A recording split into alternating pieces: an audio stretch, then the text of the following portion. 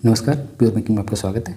आज का जो टॉपिक है वो लोगों देख के क्लियर हो रहा होगा कि आज हम बहुत सारी ऐसी बैंक के बारे में बात करेंगे कि जो पूरे वर्ल्ड की बैंक है, जो पूरे विश्व की बैंक है, उनके बारे में बात करेंगे। तो चलिए एक एक करके देखते हैं इन बैंकों का जिनका लोगो दिख रहा है इनके बारे में और समझने की कोशिश करते हैं कि वर्ल्ड की ये बैंक क्या है। तो हेडिंग से क्लियर है, इंटरनेशनल डेवलपमेंट बैंक। तो हम इन सारी बैंकों के बारे में बात करेंगे जिसमें ADB होगा, WB यानी वर्ल्ड बैंक होगा, IMF होगा, NDB होगा, EIIF होगा। तो इन सारी बैंकों के बारे में हम एक एक करके देखेंगे। There are several development banks in the world with the principal goal of development, among others, from India point of view, the most notable among those development banks are the following. बोल रहा है कि बहुत सारे development bank है पूरे विश्व में जिनका प्रिंसिपल गोल है डेवलपमेंट, जो चाहते हैं कि विश्व में विकास हो। इस वजह से इन बैंकों को बनाया गया।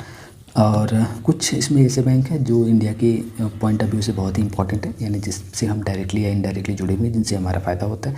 तो हम उन्हीं बैंकों के बारे में देखने की कोशिश कर रहे हैं। उनमें से कुछ चुनिंदा बैंक है जिनका नाम यहाँ पे दिया हुआ है। तो एक एक करके इन बैंकों के बारे में हम जानेंगे। पहला है एशियन डेवलपमेंट बैंक, दूसरा world bank, international monetary fund IMF जिसको हम बोलते हैं, न्यू डेवलपमेंट बैंक यानी ब्रिक्स का NDB बोलते हैं हम इसको, एशियन इंफ्रास्ट्रक्चर इन्वेस्टमेंट बैंक यानी AIIF, Asian infrastructure investment bank. तो इन बैंकों के बारे में हम एक एक करके देखेंगे और समझने की कोशिश करेंगे कि ये बैंक कैसे हमसे जुड़े हुए हैं और कैसे हमारा हित इनके साथ जुड़ा हुआ है। तो सबसे पहला बैंक है एशियन डेवलपमेंट बैंक।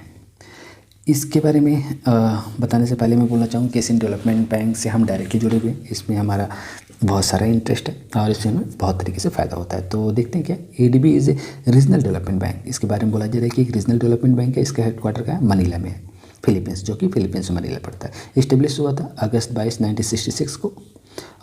इसका काम का था facilitate economic development in Asia. इसका मोटो ही था एशिया में इकोनॉमिक डेवलपमेंट को फैसिलिटेट करना। मोटो था fighting poverty in Asia and the Pacific. इस मोटो के साथ ही काम कर रहा है कि फाइटिंग पॉवर्टी यानी गरीबी से लड़ना है एशिया और पैसिफिक दोनों एरिया में। प्रेसिडेंट इसके कौन है?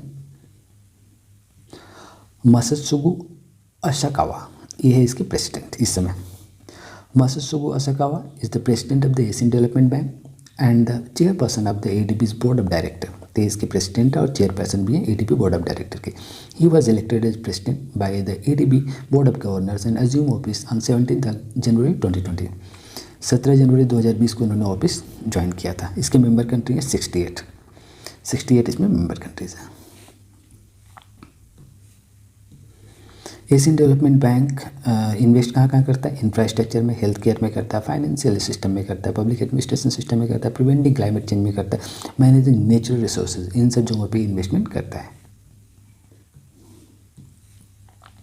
एशियन डेवलपमेंट बैंक का ये है लोगो, इस लोगो के साथ ही काम कर रहा है। ये क्या करता है? Devices for Asian development bank assistance.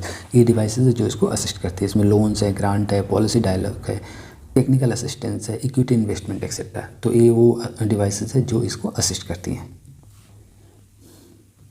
Next है वर्ल्ड बैंक। वर्ल्ड बैंक का क्या कहानी है देखते हैं। World bank is a financial institution of United nation. तो यूनाइटेड नेशन का एक फाइनेंशियल इंस्टीट्यूशन था, इस्टेब्लिश हुआ था 1944 को। हेडक्वार्टर है वाशिंगटन DC में, USA में, जो कि पड़ता है। ये प्रोवाइड करता है loan to the developing countries for their capital program. तो वर्ल्ड बैंक जो डेवलपिंग कंट्रीज उनको लोन प्रोवाइड करता है ताकि वो अपनी उनका जो खुद का प्रोग्राम है उसे आगे बढ़ा सकें। ऑफिशियल गोल जो वर्ल्ड बैंक का हो रिडक्शन पॉवर्टी, जो कि नेचुरल है। इसी पे भी यानी इसी प्रिंसिपल पे मैक्सिमम बैंक काम करती है कि जो पॉवर्टी उसे ख़त्म करना है। And the motto is working for the world free of poverty. इस मोटो के साथ ही काम कर रहा है कि जो पूरा वर्ल्ड है उसको गरीबी से मुक्त कराना है। ये वर्ल्ड बैंक का मेन मोटो है। प्रेसिडेंट है, इसके प्रेसिडेंट है डेविड मालपास, इसके प्रेसिडेंट है।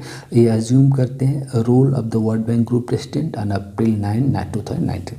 अप्रैल 9, 2019 को ये प्रेसिडेंट बने थे। मेंबरशिप कंट्री, इसमें दो लोग मिलके यानी दो ग्रुप मिलके वर्ल्ड बैंक बनाता है। एक है IBRD, इसके 189 कंट्रीज़ हैं इसमें।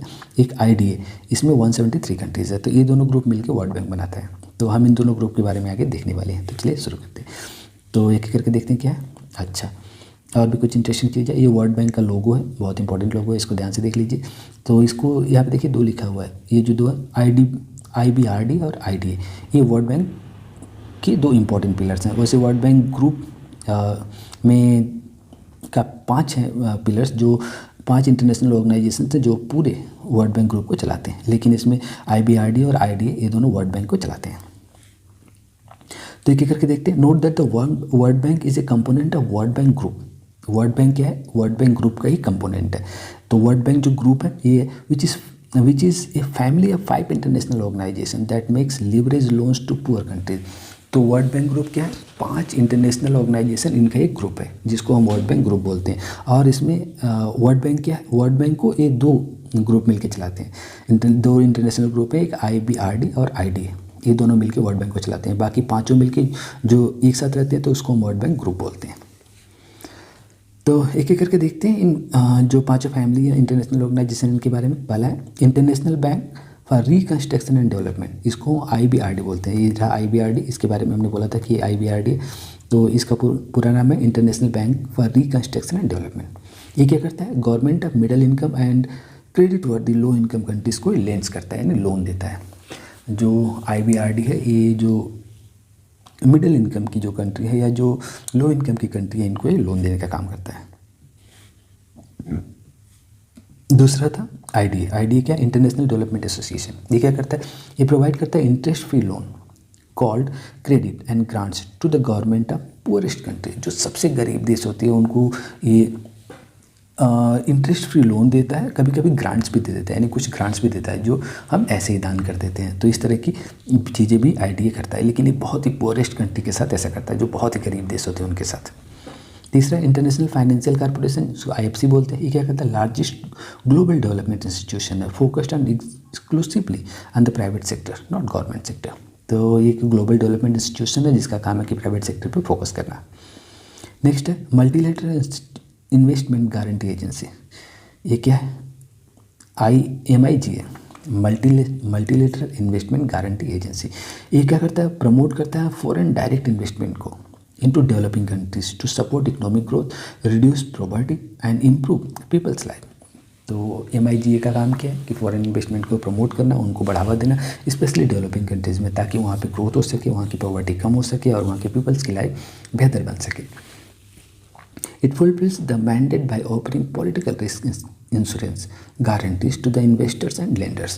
तो जो इन्वेस्टर्स हैं या जो लोन देते हैं उनको पॉलिटिकल रिस्क की भी गारंटी देता है ये MIG है, यानी मल्टीलेटरल इन्वेस्टमेंट गारंटी एजेंसी। इसका काम है कि उन जो बड़े बड़े व्यवसायी हैं, जो बड़े बड़े लोग हैं जो पैसे इन्वेस्ट करते हैं, उनको पॉलिटिकल गारंटी देता है कि अगर पॉलिटिकली कुछ होगा तो उसका इंश्योरेंस देते हैं, यानी उसकी गारंटी दे रहा है ताकि वो निश्चिंत होकर उस देश में अपना पैसा लगा सकें। नेक्स्ट है international centre for settlement of investment disputes. ये क्या? ये प्रोवाइड करता है international facilities for conciliation and arbitration of investment disputes. तो इंटरनेशनल फैसिलिटीज़ प्रोवाइड करता है ताकि जो इंटरनेशनल डिस्प्यूट्स है उसको रिजॉल्व किया जा सके, उसको रिजॉल्व करने का ये काम करता है। Note that together IBRD and IDA make up the world bank. तो यहाँ पे क्लियर लिखा हुआ है कि IBRD और IDA ये दोनों मिलके ही वर्ल्ड बैंक बनाते हैं। Whereas all this 5 institutions form the world bank group, जबकि सारे जो 5 इंस्टीट्यूशन है ये सब मिल के वर्ल्ड बैंक ग्रुप बनाते हैं। तो वर्ल्ड बैंक को चलाने के लिए 2 ही उसमें से प्लेयर्स हैं जो मेन रोल निभाते हैं, एक IBRD है और दूसरा IDA है। ये दोनों मिला के वर्ल्ड बैंक बना रहे हैं। तो इसमें जो कंट्रीज़ हैं वो अलग अलग कंट्रीज़ थी, वो पीछे दिया हुआ था, यहाँ पे देख लीजिए। IBRD में 189 कंट्रीज़ हैं और IDA में 173 कंट्री हैं। तो इस तरह से ये सारी कंट्री मिलके वर्ल्ड बैंक को चला रही हैं। नेक्स्ट इंटरनेशनल मॉनेटरी फंड, ये क्या है? IMF is an international financial organization establish on December 27, 1945। तो इंटरनेशनल मॉनेटरी फंड एक इंटरनेशनल फाइनेंशियल ऑर्गेनाइजेशन है जो इस्टेब्लिश हुआ था 27 दिसंबर 1945 को, यानी बहुत पुराना इस्टेब्लिशमेंट है। हेडक्वार्टर इसका वाशिंगटन DC USA में है। इसकी प्रेसिडेंट कौन है? क्रिस्टलिना जॉर्जिवा, ये इसकी प्रेसिडेंट है इस समय। मेंबरशिप 190 कंट्री की मेंबरशिप है इस IMF में, यानी 190 कंट्री इससे जुड़े हुए हैं। ये है IMF का लोगो। और IMF वर्क्स एरिया, किस किस एरिया में IMF काम करता है? प्रमोट करता है इंटरनेशनल मॉनेटरी कोऑपरेशन को, प्रमोट करता है एक्सचेंज रेट ऑफ स्टेबिलिटी को, facilitates balance growth of international trade, इसको फैसिलिटेट करता है, provide resource to help members in balance payment difficulties. तो ये जो मेंबर्स कंट्री है उनको बैलेंस पेमेंट की जो डिफ़िकल्टीज होती है इसमें भी ये हेल्प करता है। Assist with poverty reduction, poverty को कम करने में भी ये असिस्ट करता है। तो ये सारे इसके काम हैं जो ये करता है IMF। Devices of IMF assistance, IMF assistance के लिए कुछ डिवाइस है जो काम करती हैं, तो एक एक करके देखते हैं। Keep track of economic health of member countries, member country की इकोनॉमिक हेल्थ पर भी ध्यान देता है। It alerts them to risk on the horizon, अगर रिस्क की कोई संभावना बने तो उसके लिए भी अलर्ट देता है। Provides policy device, policy advice यानी पॉलिसी एडवाइस भी प्रोवाइड करता है। Lends to the countries in difficulty, अगर डिफिकल्टीज़ में कंट्री आए तो उनको लोन भी देता है। Provides technical assistance, technical assistance भी प्रोवाइड करता है। Training to help countries improve economic management, economic management को इम्प्रूव करने के लिए कंट्रीज को ट्रेनिंग भी देता है ताकि वो अपने देश की इकोनॉमिक कंडीशन को इम्प्रूव कर सकें। नेक्स्ट है new development bank, BRICS, NDB, BRICS. तो ये एनडीबी का लोगो है, न्यू डेवलपमेंट बैंक इसको बोलते हैं। ये कब हुआ था? 2014 में ब्रिक्स समिट हुए थे, उसमें मेंबर कंट्री एक साथ आए थे और उन्होंने एक मल्टीलेटरल डेवलपमेंट बैंक को डेवलप किया था जो अल्टरनेट था वर्ल्ड बैंक का और आईएमएफ का, क्योंकि वर्ल्ड बैंक और आईएमएफ जो है इनको स्पेशली यूएस डोमिनेट करता है। तो इससे बचने के लिए एक नया बैंक बनाया गया जो 2014 में बनके तैयार हुआ, यानी 2014 में इसकी नींव पड़ी थी। Each member country will have single vote and there will be no veto power, सारी मेंबर कंट्री उनके पास एक ही वोट होगा और यहाँ पे कोई वीटो पावर की पॉसिबिलिटीज़ नहीं होगी फॉर द मेंबर्स के लिए कोई भी वीटो पावर की पॉसिबिलिटी नहीं होगी। In contrast world bank assign votes based on capital share, meaning voting power is proportional to the capital, यानी जिसकी जितनी कैपिटल शेयर रहेगी उस पर उसका वोट डिपेंड करेगा। तो इसमें some points regarding NDB BRICS के बारे में कुछ पॉइंट्स दिए यहाँ पे देख लेते हैं। इनिशियल कैपिटल इसका था $100 बिलियन, तो 100 बिलियन का इनिशियल कैपिटल था जिसमें चाइना ने अकेले 41 बिलियन दिया था, ब्राज़ील, रसिया, इंडिया ने मिलके 18 बिलियन एक ने दिया था, यानी तीनों मिलके 54 बिलियन दिया था और साउथ अफ्रीका ने 5 बिलियन दिया था। तो इस तरह से मिलके टोटल 100 बिलियन का इसका इनिशियल कैपिटल बना था। रिजर्व करेंसी पूल क्या था? $100 billion apart from the initial capital, initial capital के अलावा भी 100 बिलियन का रिजर्व करेंसी पूल इसके लिए बनाया गया था। हेडक्वार्टर इसका संघाई चाइना में है, regional centre Johannesburg South Africa में है। फर्स्ट प्रेसिडेंट इंडिया से बना था, first chairman of the board of director Brazil से था, first chairman of the board of governor Russia का था। नेक्स्ट क्या है? Asian infrastructure investment bank. अब इसके बारे में थोड़ा देख लेते हैं, ये क्या है? Asian Development Bank Institutes published a report in 2010 pointing out that the Asia Pacific region requires approximately $8 trillion from 2010 to 2020 for its infrastructure and economic development. तो जो एशियन डेवलपमेंट बैंक है, बैंक इंस्टीट्यूशन है, इन्होंने एक report publish किया 2010 में और उसमें बताया कि जो ये एरिया है एशिया पैसिफिक रीजन है इसको लगभग $8 ट्रिलियन की ज़रूरत पड़ेगी 2010 से 2020 में, ताकि वो अपने इंफ्रास्ट्रक्चर और इकोनॉमिक डेवलपमेंट को बढ़ावा दे सके। For the very purpose of the development, Chinese government has proposed Asia Infrastructure Investment Bank. तो इसी को ध्यान में रख के चाइनीज़ गवर्नमेंट में एशिया इंफ्रास्ट्रक्चर इन्वेस्टमेंट बैंक के लिए प्रपोज किया, which will took after the development requirement specifically for this region, जो कि इस एरिया के डेवलपमेंट की रिक्वायरमेंट को फुलफिल करेगा। तो चाइनीज़ गवर्नमेंट ने इसलिए इसको प्रपोज किया। YAIB other international institution, financial institution like World Bank, International Monetary Fund and Asian Development Bank are dominated by US, Europe and Japan. ये अकॉर्डिंग टू चाइना ये बोला गया। चाइना ने बोला कि ये जो बाकी के जो बैंक है उनको USA, यूरोप या जापान ये सब मिलके उसको डोमिनेट करते हैं। तो इस पे डोमिनेशन इन देशों की रहती है, तो इस पे हमारा डोमिनेशन कोई नहीं बन पाता, इसलिए इसका एक अल्टरनेट बैंक बनाने की कोशिश की गई। With their own interest, also the long demanded by developing countries like BRICS nations, voting rights and quotas reform have been pending in IMF, which also helped in the creation of alternate solution. तो ये जो long pending demand है BRICS की वो भी IMF पे अभी तक पेंडिंग है। तो ये भी एक रीज़न था कि इनको एक मौका मिल गया एक नई अल्टरनेट सोल्यूशन निकालने का इन बैंकों का। तो इस तरह से AIIB फोर्स में आई। China proposed the bank with the authorized capital of $100 billion with the initial subscribed capital of $50 billion. तो चाइना ने इस बैंक को प्रपोज किया जिसमें 100 बिलियन का अथराइज कैपिटल होगा और लोगों ने इसे एक्सेप्ट कर लिया। Establishment of and member countries क्या क्या है? ये signing ceremony was held Beijing on October 24, 2014। अक्टूबर 24, 2014 को इसकी साइनिंग सेरेमनी हुई बीजिंग में। 21 country sign the bill of establishment of the bank. लगभग 21 कंट्री ने इसमें इसका जो बिल ऑफ एस्टेब्लिशमेंट था उसको साइन किया। इसमें कौन कौन सी कंट्री थी यहाँ पे नाम दिया हुआ है? China, India, Thailand, Malaysia, Singapore, Pakistan, Bangladesh, Philippines, Brunei, Kazakhstan, Kuwait, Cambodia, Laos, Myanmar, Nepal, Vietnam, Mongolia, Oman, कतार, श्रीलंका एंड उज्बेकिस्तान। ये वो कंट्रीज है जिन्होंने 24 अक्टूबर 2014 को एक बिल पे साइन किया और इस तरह से ई बैंक फोर्स में आ गई। 2015 को क्या हुआ? मोर कंट्रीज हैव ज्वाइन। 2015 को और भी कंट्री ज्वाइन की, जिसमें जॉर्डन था, न्यूजीलैंड था, सऊदी अरेबिया था, तजाकिस्तान था, यूनाइटेड किंगडम था, एक्सेट्रा। इन सब देशों ने 2015 में इसको ज्वाइन किया।